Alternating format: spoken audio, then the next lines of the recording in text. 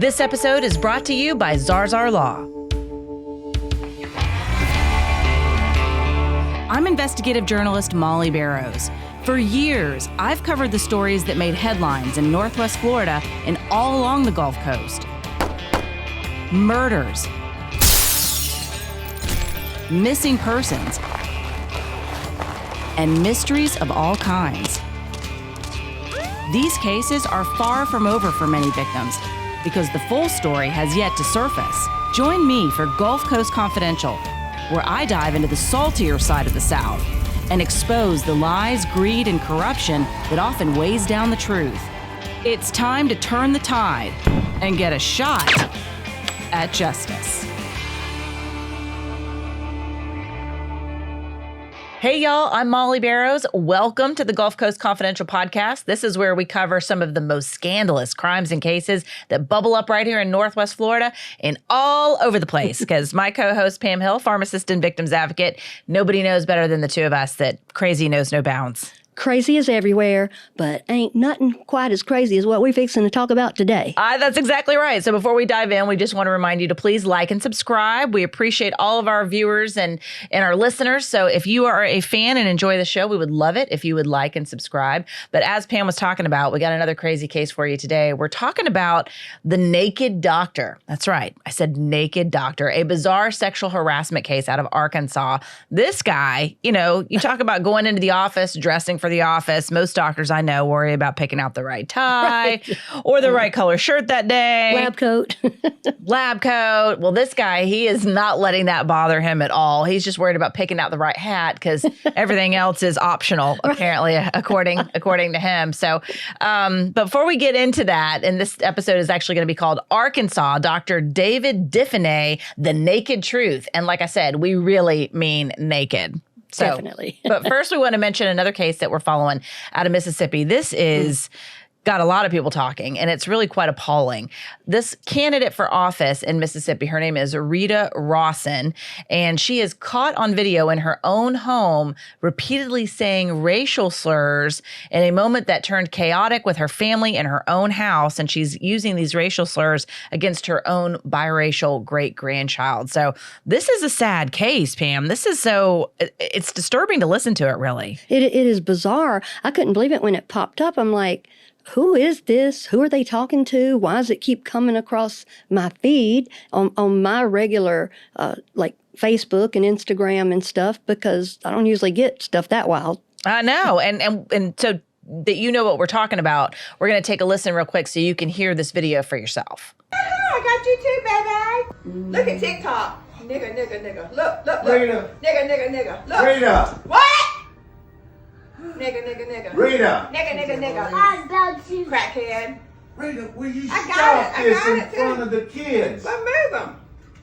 Move Move yourself. yourself. Hold your tongue. I live here. She don't. Hold your tongue. I live here. Yeah, she lives here. She lives Act here. like an adult. here. Why? But that's enough, mother. She uses you. That's enough. She uses That's you enough. Because You stop. every You freaking stop. car. Stop. You stop. Every Stop. bill, we pay daycare. You can call the police on me. I wouldn't do that. That's enough. We pay everything Stop. for her. She's a crackhead. She's not. She's not. Crackhead. Stop. Crackhead. You never Stop paid it. her. Stop it. Stop. Rawson is also an OBGYN nurse. She's a professional in the community. She has had this position before. It's basically a type of city council position. And for those folks who maybe aren't exactly familiar with what she was saying, she was just repeating the N-word over and over again because this grandbaby had braids in her hair. And I guess she felt like they were reminiscent of something very ugly and biracial is basically what she was saying. Well, I don't know what racial, I should say. Where's she been? Under a rock? I mean, people have braids. People are all different colors. People are people. Plus, what she was calling them a crackhead.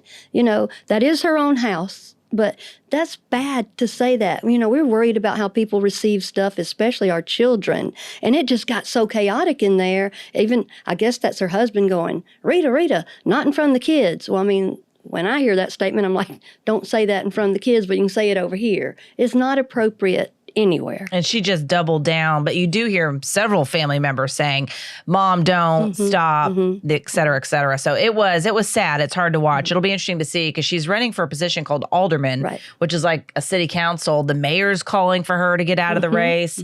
A doctor at the facility where she works is apologizing on her behalf, saying she doesn't represent us.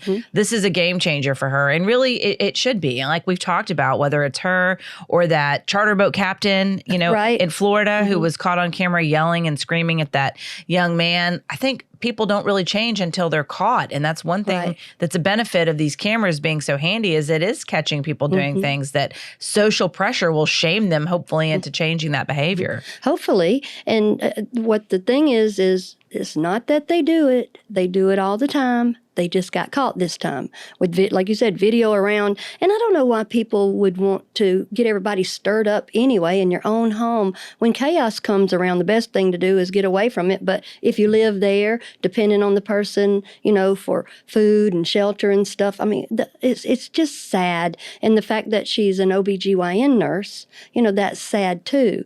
But I mean, there are a lot of people that are upset, big time upset, because I was, like I said, looking through my feed and something popped up and it said, file a complaint here. And so I looked at it and I clicked on it and it was a direct link to the Mississippi Board of Nursing. And they had job openings up there, 'cause there's a shortage of nurses. Nurses work so hard and most nurses are so honorable. I can't be a nurse. I'm not that good. I tell myself that. My mom was a nurse. I just am not that good. But you could click right on it and it would take you to where you could file a complaint, and then a little chat bot thing helps you through with it. Oh, wow. They're serious. It's not like with these doctors we've been talking about where they get a complaint on them and it goes into an abyss and you never see it again. So, I mean, this was some serious stuff, so serious that the community was like, you're done, you're toast. Well, we'll continue to follow it and see, but I can't imagine that even if she does choose to stay in the race, that it's going to be successful for her. I don't think so. That perhaps she can learn something through this and maybe do some healing, but you can't go around damaging people to where it's almost irreparable. Exactly. All right. Well, we'll follow it and see what happens. But continuing now, back to the naked doctor story. This is a truly shocking case. Last year, a doctor in Arkansas had his medical license suspended for sexually harassing patients and coworkers. It was a repeated pattern of behavior, according to a complaint that was filed last summer with the Board of Medicine in Arkansas. And they were saying that Diffine used his position as a doctor, as an authority figure, and as a boss, as well as his money through raises to groom people for this sort of sexual behavior and activity. And it's just led to an appalling atmosphere. There is a video, in fact, evidence of Dr. David Diffine's alleged behavior. Here's a look at it for folks watching on our YouTube channel. Our listeners won't be able to catch anything because there's no audio with this video, but this is surveillance video that shows Dr. David Diffine walking around the office, looking at his phone, just butt naked. They blurred it out. Well, he does have a hat on. Yeah. God love him, but he's not wearing it like any place that we'd actually like for him to wear it. It's just on his head where you normally wear a hat because you would assume you have clothes on the rest of your body. But I wonder why he even wore the hat. Was it a bad hair day? I don't know. That's what I was thinking. I think it's almost like, obviously this is an exhibitionist type person. Like, look at me. We wear things with designs and labels and stuff to create conversation with people. Oh, you're from Alabama or boo or whatever, that kind of thing. But I think he did that so it's extra look at me. But there he is walking around, fooling with the charts outside of one door and then going over the next door, fooling around the chart and then going down the hall, naked as Jaybird. Right, walking in between patient rooms. You can see him walking down the hall. And then he goes into a receptionist area where there are several women working. And you can see him. They're all sitting there at their desk working. There's a wall that apparently separates that from the patient area, waiting area. But he's just, again, walking around naked. You can see him stretching, obviously to draw attention to other parts of his body, if you will. Goes and fools with a pizza box. And then you see him actually perform a sexual act, and he finishes on one of the people that's there in the office. He essentially ejaculates on her shoulder. And this woman is not only an employee, a coworker of his, she is employed by another company and works as a lab tech at that medical office, but she's also a patient. Yeah, that is also bad. You know, we talk about boundary violations all the time with this Doctors Behaving Badly series we've got going. And boundary violations are these weird things there. You know, obviously when you who walks in there naked? People check to see if their zipper is up when they walk in a room. You know, nobody walks in there totally naked. We got signs like no shoes, no shirt, no service. You know, and here he is in his own place. But he says... Well, he can service himself, apparently. Apparently. I don't know what... Oh, Lord. Anyway. Disturbing. Yeah. He says he's a naturist. And like that everybody else should be on thing, but on warning, I guess. There's a difference between naked and nude. Naked is a more vulnerable, you don't have any clothes on. But what I've read and what people that do have the naturist lifestyle or are nude say, it simply means unclothed. Okay, like a nude model or whatever. But it doesn't mean traipsing around doing the sneaky, freaky, deaky, kinky, whatever, running through your office basically and lean way back and stretch with your stuff right in somebody's face. And then what people were getting upset about, why didn't those ladies get up? Why didn't they leave? They're probably shocked, A. And like you said, he had groomed them and gaslit them and beat them down so much. Some people have to have a job, you know, but he doesn't get to do this. Plus, things had been reported to the Board of Medicine many other times, and nothing got done, and we know how that is. We certainly do. We've seen that here in Florida with Dr. Shiknowski, Dr. Ben Brown. In both of those cases, patients said there were previous incidents that they had complained about to the Florida Department of Health, and yet because of their Byzantine system, essentially, those complaints went into the abyss, quote unquote, as one patient said. There seems to be this permissive attitude with doctors, and this burden is really on whoever's complaining about the problem. And to me, this seems like criminal behavior. You can clearly see him walking around. This is during office hours, during work hours. He is naked as a jaybird. To your point, there's a difference between being naked as a naturalist. You're just going about your life, whether it's playing games, canoeing at these retreats or whatever. It's not necessarily related to anything sexual in nature. Right. It is simply just being without clothes. He seems to be taking being naked because it's about a sexual compulsion that he's got, you know, walking around the office. And it reminded me a lot of Harvey Weinstein and the accounts that came out from some of his victims. Like, he was so bold with what he did and you know, molesting people or exposing himself in front of people. He would openly masturbate and bring himself to orgasm while people watched, even in public places. And so I think somebody who gets to that point, whether it's Harvey Weinstein and those allegations or it's this Dr. Diffine, it seems like they've already gotten away with a lot. They have. So in speaking of that, this is another twist to this crazy story. The Arkansas Board of Medicine, when they suspended his license last summer, they set a date to hear it in December. Well, basically that date got pushed back, and local media there in the Arkansas area, this is Burnville, where his main office is, they were following up with the Board of Medicine there in Arkansas, say, okay, well, when is his, sentencing, his suspended license hearing, when is it going to be rescheduled? And they said that he requested the delay and he hasn't told them when he wants to go back and do this hearing again. And it's basically in his hands. He gets to decide when he is ready to talk about this complaint. And that to me is yet another example of how they just make excuses for these doctors, which it's, again, criminal behavior. That to me looks like indecent exposure. That could qualify as assault for ejaculating onto someone's shoulder, to me. I mean, if spitting on someone can be an assault, why in the world wouldn't that be? So to me, I don't understand why no criminal charges have been filed. Well, because nobody cares enough to keep pushing on it, and everybody who doesn't want to touch that hot potato because they'd have to do something, because he's lost his license before for overprescribing and for other romantic entanglement, which I call boundary violations. You know, like you said, if you spit on someone, that is assault. And in our state, it can be battery. So spitting on someone, doing all kind of lewd and lascivious things. But, he's like Stamatolis. Dr. Stamatolis would get the girls the breakfast burritos and stuff and wave them in front of his genitalia. That's what this guy did. He's in the office prancing around, stretching. Then he goes over there to serve himself some pizza that they have sitting right there on the counter. If you notice, one of those ladies, she just kept shuffling those papers. She was like, oh my goodness. I can't imagine why we always victim blame.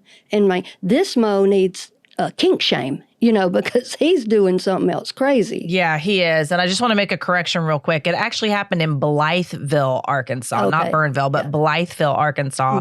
It was reported basically in July of last year, and then his license was suspended in October.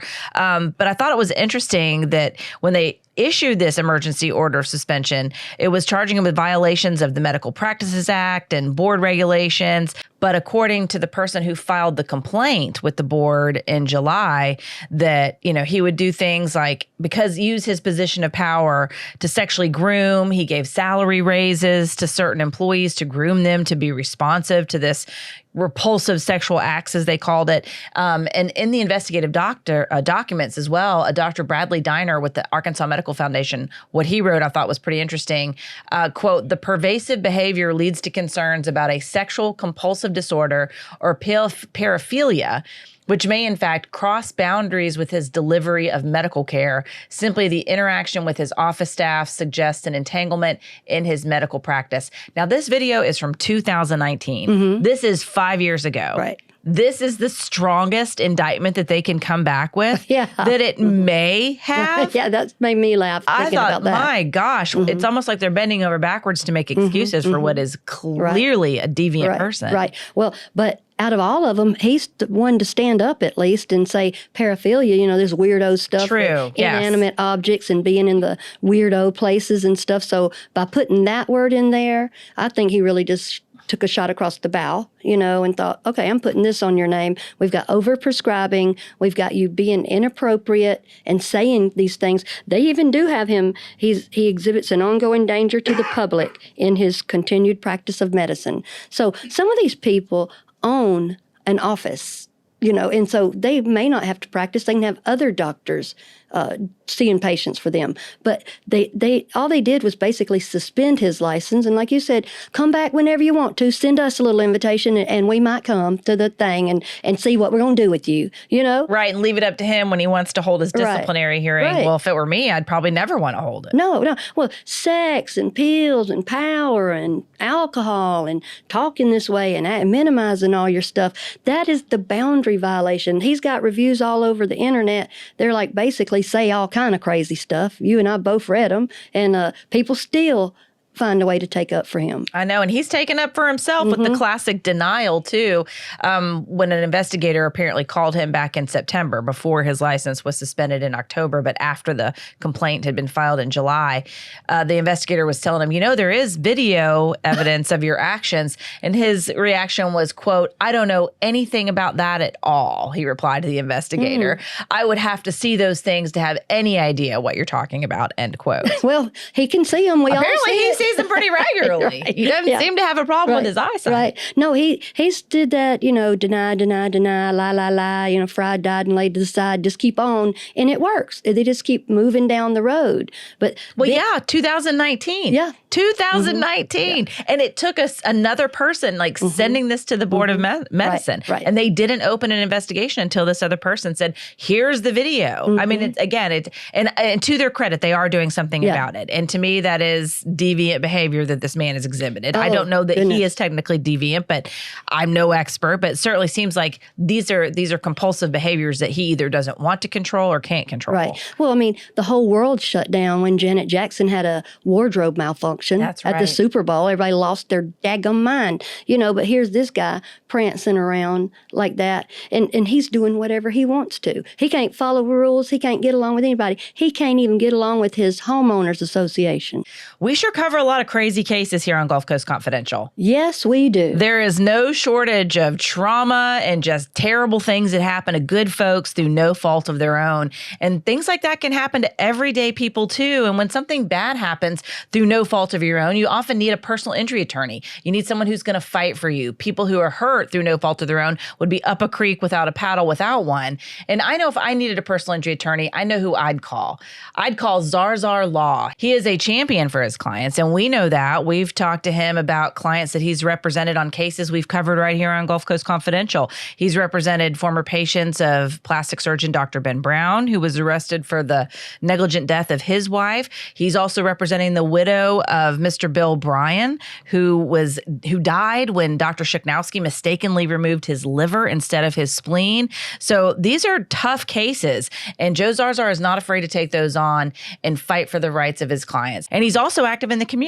Yes, he is. He gives back by supporting Gulf Coast Kids House, Favor House. That's just a few to mention. And then at Gallery Night once a month, you can go down there and do the legal graffiti, and those proceeds go to help in the community. He's going to show up for Pensacola. He absolutely is. So if you need to talk to a personal injury attorney, go to zarzarlaw.com. To me, it just is indicative that this guy never thought that he would get caught, that he'd just been getting away with a lot of stuff for a long time and felt untouchable. Right. Or he gets caught and just pushes back because his homeowners association had asked him to move a shrubbery that was blocking the line of sight coming out of their neighborhood. And so they kept sending him, please do this. Will you kindly do it? Even he said they asked him to kindly move it. And he just didn't want to. Well, so years and years and years. Then that shrubbery, it died. So they said, can you please move it? It's dead even now. So he decides, and he uses a lot of body type terms. He's just, Crass. Yeah.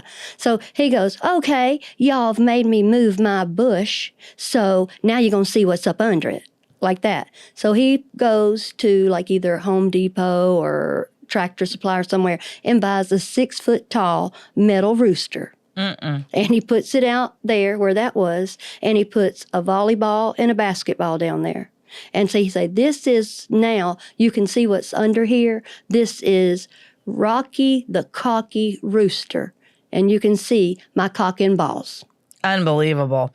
And you can also see him at Naked Dr. Dave as well, if those accounts are still up and going. So clearly this guy cannot get away from just literally rubbing it in everyone's rubbing everyone's nose in what he considers his pastime. Right. Well, and he's acting like a P. Diddy, like he's untouchable and got these icky, freaky vibes and stuff. I mean, Missouri has him locked him down before, and they let him practice again by something called deferred discipline or something to that effect. And so all he does, he's just going to move over to the next state and practice again, because nothing's stopping it. I mean, I fully think a disgruntled employee or somebody that he did some of this lewd stuff to is the one that turned him in again with the video.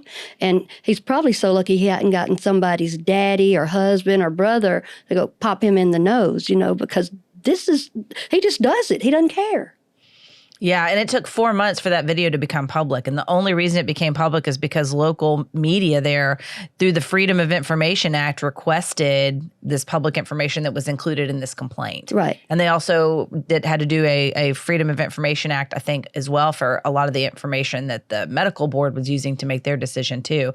So I think that's important. And to me, that is another strong showing of why journalism is so important when you have investigative journalists that are asking those questions and they're using their rights to get that information, because it makes a big difference, to see that video. When you see him very casually walking around naked, performing this sexual act in the receptionist area, doing what he did to these women, when you see it there in the video, there's no denying it. But, and I think it puts pressure on authorities to take action when they see this. But the fact that they had to go to such lengths in order to get this information and make it public, that's another reason why it makes you go, okay, Arkansas Board of Medicine, or whichever position of a person in a position of authority it may be, why do I have to work so hard to get at this information? What are you protecting? Even if they're not, the perception is, why is it so hard to get at this information that should be made public? I would want to know if my doctor was running around naked. Or in the office during hours. Doing lewd and lascivious stuff. I mean, and also, why isn't he in jail is what I'm thinking about. And now the lawsuits come. There's one lady that she has a lawsuit, and she said it was so insidious the way he would do. He would always come in to take her blood pressure, which typically a nurse does that. And he would put his stethoscope on, and you have your hand down like this a little bit. He would always make sure that her hand went across his genitalia. And he did it for 18 months. And people are blaming the ladies, why did you let him keep doing that? And she was stuck with him as he was her doctor to prescribe her pain medications. She couldn't go anywhere else. She's on contract. So, people that have contracts with him too, he should just be in big trouble. I feel so gross talking about all this. I hate it. I know. Well, it's just so weird. It seems like it's one of those obvious things that you shouldn't have to tell people not to masturbate in front of your employees and do something like that. But apparently, I thought it was interesting, that woman that you spoke of, she came forward after all this went public. And she said she came forward with her story and went to the police department to file charges if she could, because she said it happened at least 6 or 8 times when she went to see him in his office. And eventually she just quit seeing him altogether because she was concerned about it. But apparently she asked a boyfriend who was also a patient if Diffine had taken his pulse in the same manner. And he said absolutely not. It was normally the nurse that had done it. Right. So it goes to show he picked and chose who he wanted to do this with. Right. I remember when Viagra first came out, and I was way younger then, and dispensing it. We have to stay professional. We know what the medicine's for. Viagra started out as another name, and it was a blood pressure medicine, and this was a side effect. This was now is a desired effect with Viagra. And men would come in late at night, because I worked at a 24-hour pharmacy up in Birmingham, come in late at night and come making body giggly stuff, and I just was like, what's your problem? To the point where one of the managers, when they'd see certain men come in, they'd have to come sit in the lobby, because it's my obligation and duty to counsel you, but I'm not going to be trash talking with you and, you're just vulgar sometimes. And I don't think people realize that women have to put up with that when men don't. He wouldn't dare talk to a man pharmacist like he talked to me. I know. I was thinking about that, and just over the years. And again, I am, as a young woman, when you're in your 20s reporting, you're in a lot of different people's yards for a lot of different reasons all the time. And I remember covering a flooding story one time and ended up out some backwoods road. And our photographer and I were trying to get a little bit closer to this house so where we could get on dry land and actually get video of this flooded property.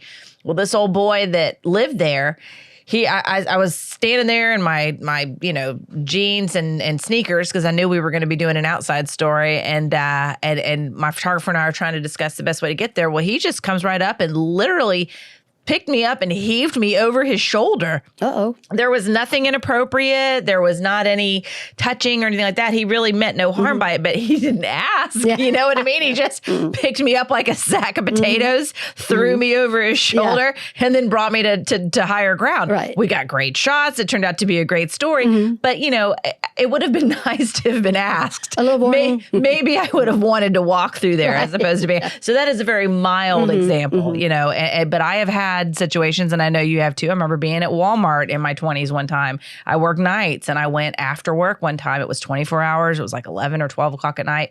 There was no one else on this aisle. I was looking at something, trying to decide what I want, and a guy and his girlfriend walked by, and he just took his hand and put it across my backside, all the way across my backside. It wasn't like an accidental little thing. And I looked, and I couldn't believe it. I just couldn't believe the audacity of this guy to touch me. And I thought, do I say something? He's right there with his girlfriend. He didn't turn around and look at me. Almost acting like it didn't even happen when I know for sure it happened. It wasn't an accidental brushing. It was quite deliberate. I could tell the difference. Right. And at any rate, but I never did say anything, because I thought, I don't want to make a scene. Then I'd have to, I just want to get my shopping done and get out of here. And I feel like he did it on purpose because his girlfriend was with him. Then it would be like, well, she could say, I didn't see anything. And she probably didn't see anything, because he was pretty sneaky about it. But to your point, I think people don't know how they would behave unless you that don't know what to do. It's weird. And you're not expecting it. And I think some people, that's what that paraphilia kind of is about, putting everybody else in an awkward situation. You're the only one. People start that weirdo stuff up in their brain, and they think stuff, but we can't keep blaming victims. The Board of Medicine needs to do something about it. Actually, the police department needs to do something about it. And whoever he's affiliated with, I'm sure he's affiliated with the hospital. That's what gets me crazy thinking about, like when we were talking about Dr. Heekin, 522 lawsuits. That's 522 too many, and definitely 521 too many, where nobody sees anything and nobody does anything. Is epidemically wrong. It is a commitment to hiding it. And if you're not familiar with Dr. Heekin, you can check out one of our episodes called That's the Effing Liver, and that's on the case of Dr. Thomas Shiknowski. In fact, Joe Zarzar, Pensacola personal injury attorney, is representing the widow in that case of a man who died after his liver was mistakenly removed instead of his spleen. And in researching this hospital where this Dr. Shiknowski was employed, he realized that, in his opinion, there was this pattern of behavior. Dr. Heekin that worked for a hospital also under the same umbrella of this company over in Jacksonville, and he had 522 lawsuits filed against him for behavior that was everything from putting a kneecap in, a knee replacement in backwards, causing permanent injuries to people, amputations, and it turns out that he has basically a neurological ailment that is affecting his thinking and his ability to do his job. But instead of cracking down on him, according to this lawsuit that has now been filed on the Shiknowski case that talks about Dr. Heekin, they don't do anything about it in this atmosphere. They make more money. Basically, no matter how many lawsuits are filed, they're still going to make more money by keeping him employed, is the allegation in this. Isn't that something? And all this was happening right in a big facility where there's tons of doctors. It's not like he's sorting mail back at the post office where nobody sees him all day. So, I mean, this right here, this is egregious. It is unprofessional, and it's not a caring. That's not caring at all. You can say Hippocratic oath just to be a good person, oath to do no harm. That is also backwards. I'm glad Joe's on this scene. I know, me too. And when it comes to Dr. Diffine, it's going to be interesting to see because, again, this video is from 2019. The woman who most recently came forward and said that she felt like he was placing her hand on his groin when he was, checking her pulse. She couldn't file charges, it turns out, because the statute of limitations had passed. But he's also denying these allegations. He denies her allegations. He is, as you've heard, denying the allegations that are clearly being seen on this lying tape. eyes. Right, yeah. Are you going to believe me or your eyes, Yeah. So at any rate, we'll definitely continue to follow this and see what comes of this case. But I was shocked about that, too. To me, we've probably only begun to scratch the surface of what this man is going to end up being accused of. Oh, yeah. This is one of those things that I think a disgruntled employee came up and said, this is not going to keep happening. You can't do people like this and think that something good's going to come out of it. That's exactly right. And in Blytheville, I did reach out to his office. He's got a couple of doctor's offices in other parts of Arkansas, but this appears to be his primary medical practice in Blytheville. I did reach out to his office this morning in Blytheville. That's his primary medical residence, and see if he wanted to give a comment. Even though his license suspended, it appears the office is still open. I imagine they're trying to just meet the needs of what they can of patients who maybe need records or that sort of thing. So at any rate, I did not hear back from him, but if at any time he wants to weigh in, we're happy to talk to him, just like we're always happy to talk to Ben Brown, always happy to talk to Dr. Shiknowski. If any of these doctors that we regularly follow their cases want to comment, they're always welcome to comment and reach out. Right. We would like that. Well, you know what Louis Grizzard says about being naked or naked like that? He said any KKID is different. That's when you don't have no clothes on and you're up to something mischievous. So I think he's been naked. Yeah, he absolutely has. All right. Well, Pam, thank you so much. I appreciate you joining us on this episode. You're welcome, I think. I know. All right. We'll continue to follow it, and we will bring you the latest on this episode, and we appreciate you joining us. That is it for Arkansas Dr. David Diffine, the naked truth, and we really mean naked. I'm your host, writer, and producer, Molly Barrows, with co-host and researcher Pam Hill. And a big thanks, as always, to our director, editor, and production engineer, James Roy. And remember, you can listen to more of our Gulf Coast Confidential conversations wherever you listen to your favorite podcast. You can also watch on the Gulf Coast Confidential YouTube channel. Just please like and subscribe, and we'll see you next time.